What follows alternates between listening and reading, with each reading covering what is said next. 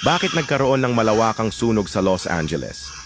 Bago pa man maganap ang sunog na ito, ay naganap muna ang isang Golden Globe Award noong January 6 sa Los Angeles din, at ito ang mga sinabi ng host doon.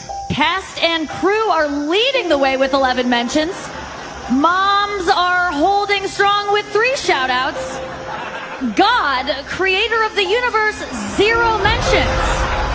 At pagkatapos ngang binanggit ang salitang God is zero mentioned, ay nagtawanan pa ang mga tao doon. Tapos sabay sabi nitong, No surprise in this godless town.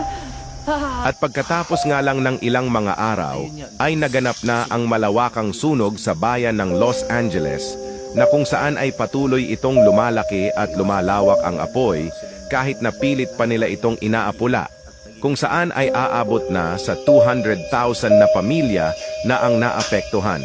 Ano sa tingin ninyo? Nagkataon lang ba ito?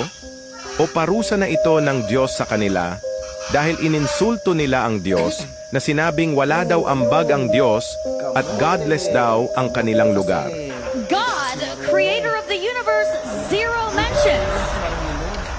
Tandaan mo ito, huwag hahamunin ang Diyos dahil baka magsisi ka kung ipaparanas niya ang pighati sa iyo.